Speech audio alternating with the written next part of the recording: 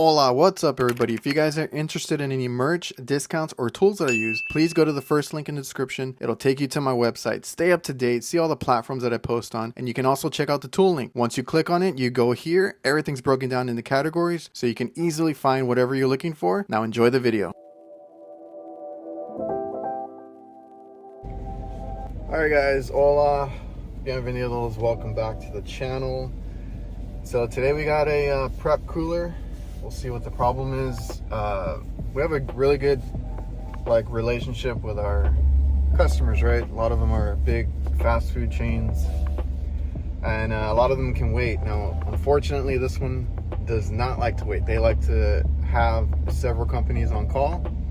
They don't like to pay the overtime because we do charge overtime for after hours or weekends. So I've seen other companies out here when I'm off on the weekend, and they always end up calling us back. So we were closed on Labor Day, so when I'm recording this, it's down again within a week. So we were closed for Labor Day. Another company came out to this call. I guess they got it going for a week, and it went down again.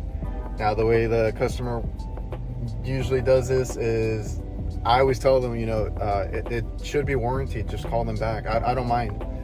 But they're always like, no, I want you to fix it or check it or take care of it. So we'll see what they did. Just a little background on this one.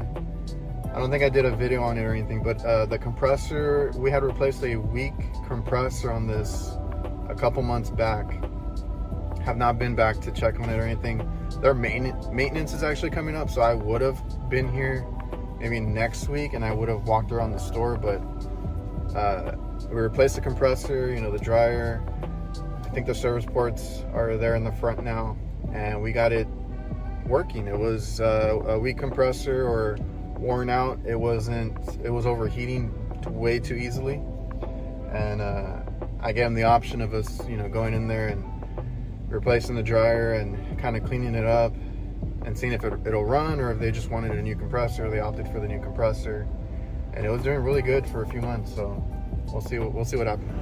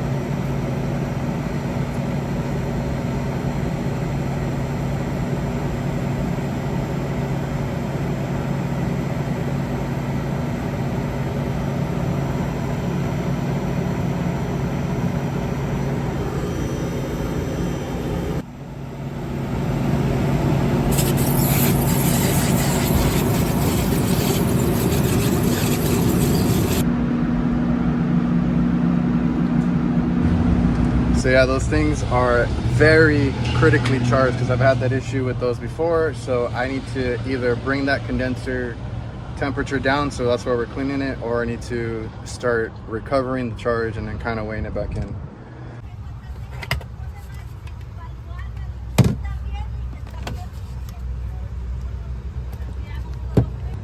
There was a whole ass 2 cars that just parked behind me to have a whole conversation in the middle of the entrance of the parking lot. But anyway, we're gonna take this. I've been using this, so I forgot to charge it, but hopefully it's enough for a quick rinse. We're gonna use this attachment because I don't need a lot of water. And then these are the only pans that I have right now to catch it, so we don't make a mess. Probably take some rags too.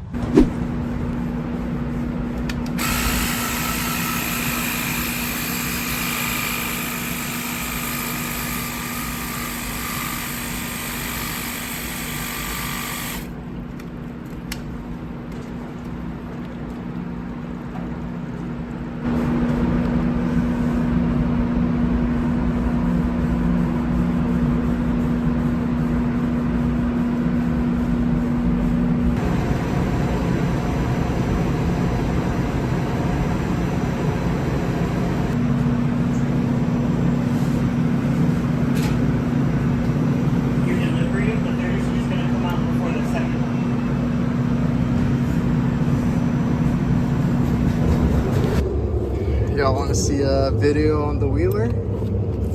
This thing is pretty sick.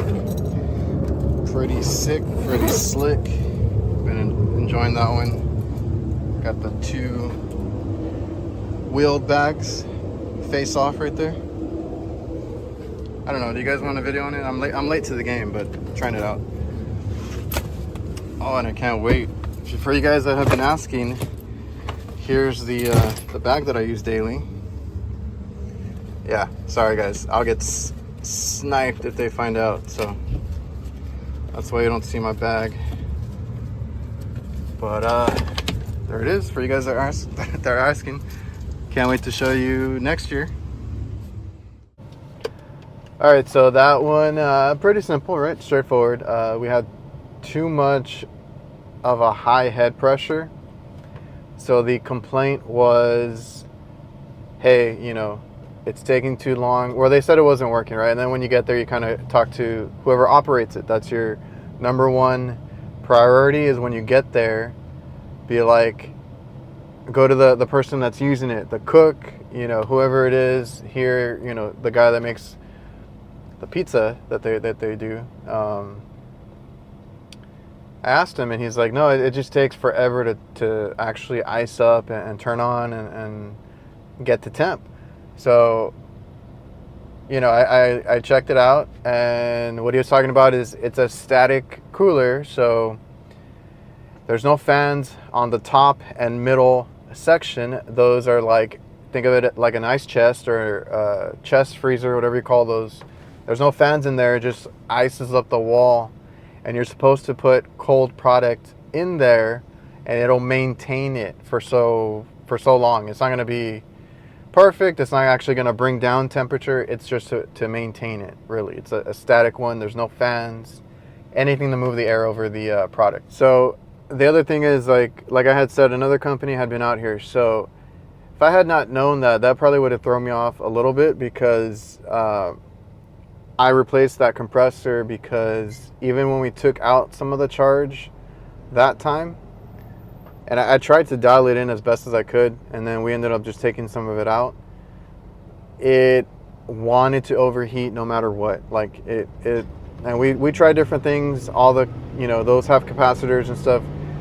Just that compressor would not run, and then it would get really hot. So I told them, you know, we could kind of like patch it up, fix it up a little bit, because you can, you know, kind of help it. And try to prolong the compressor, you know, by cleaning it, replacing the dryer, checking the line sets, changing out the capacitors, you know,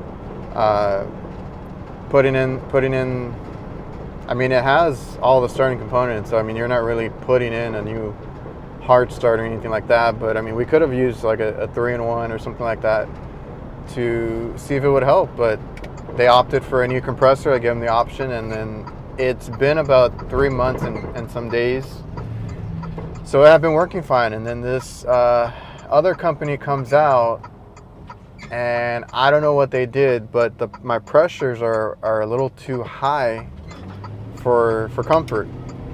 So my first thing is always to check the condenser. The condenser coils get pretty dirty, even though they don't look it. And I'll be honest, I didn't even get to clean it that well because I ran out of battery. It turned off on me, which reminds me I should probably charge them. So I haven't plugged in already.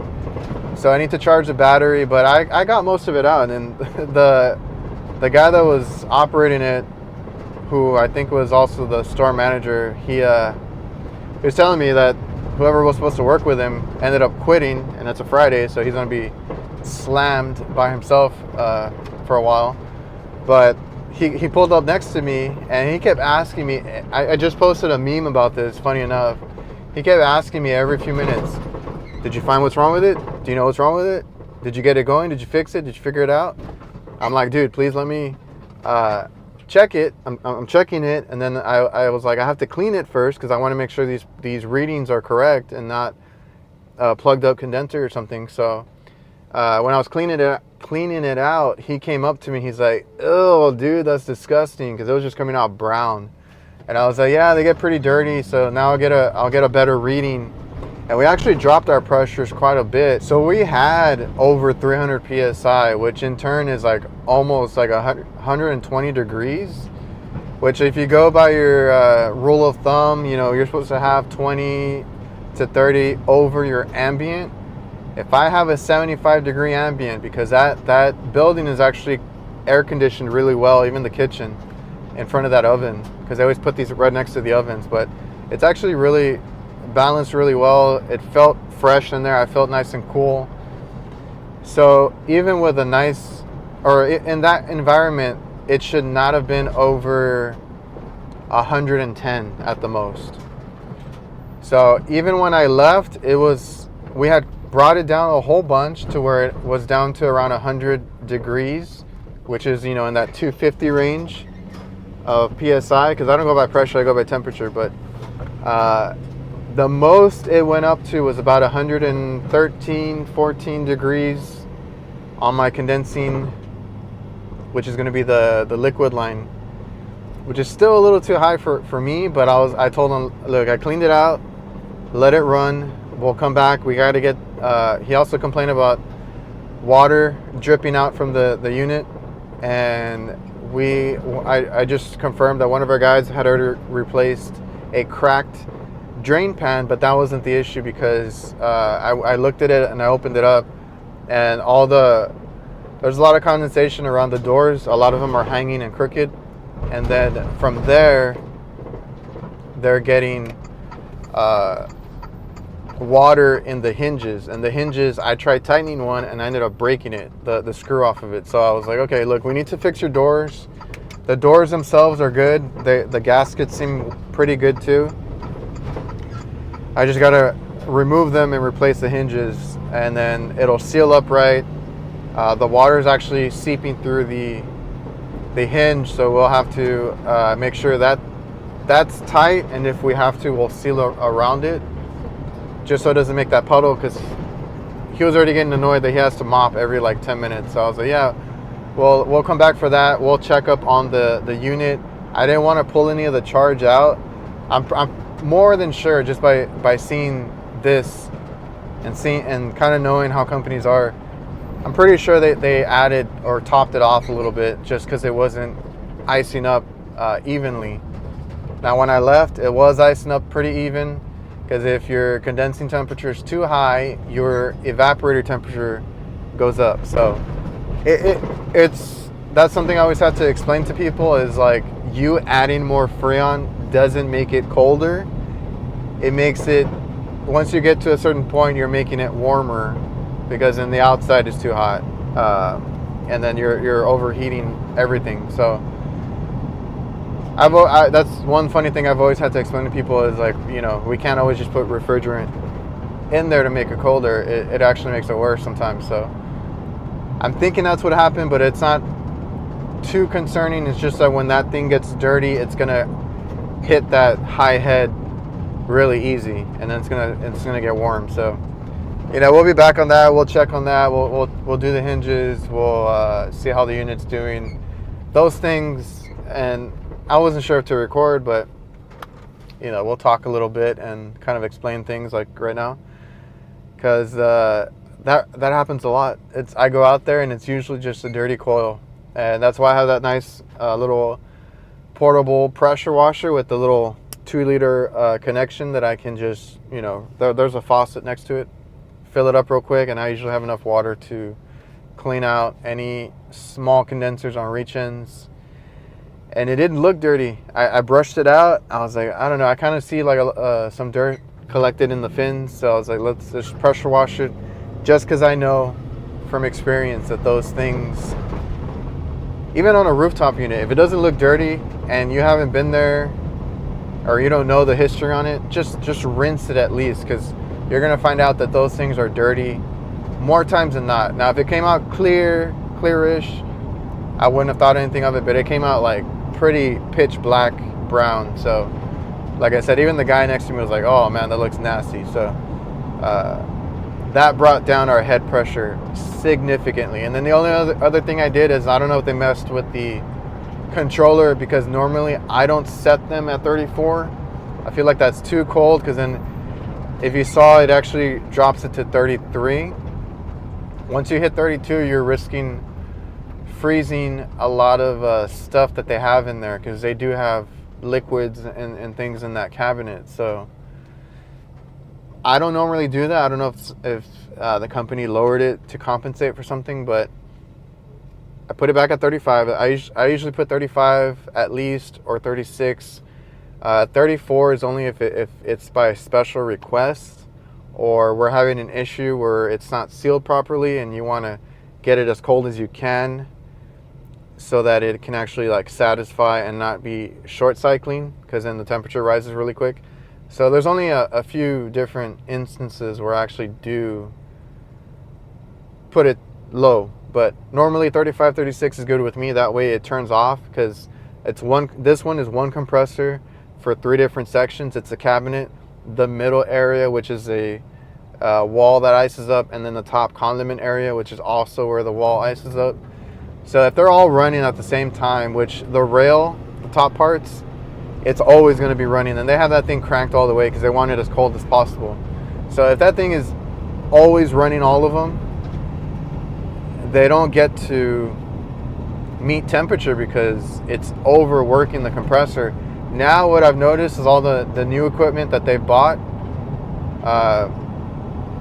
the manufacturer separates it. So now there's a compressor for each section. I've seen 2 to 3 compressors in the new prep coolers in this style. So those work great. You just have to make sure you clean them. But this one, because there's a lot of them like this, if you have one compressor, you might want to run the cabinet first and then satisfy it, and then go to the next, turn on the next part, the rail. But if you run them at the same time, they're going to take a lot longer, and that's a lot more stress on it. So just keep that in mind. Like if you're working on these, I like to turn on the cabinet first and then hit that temperature, and then turn on the top rail, because usually they're separated by switches. So that's just my 2 cents on it. So if I raise it, that bottom should not be on as often, giving the rail more time to cool and drop temperature. And we were hitting really good at 38, even though the product was low, the door was open. They don't understand that stuff has to be closed, and you have to keep rotating the product, but it was hitting it, so they're going to be happy. You know, we're good. We'll check on it. I hope you guys enjoyed the video. Hopefully I explained and kind of it helped you a little bit. So yeah, I'm going to try and post a lot more. And remember to like, comment, subscribe, all that good stuff. And I'll see you guys.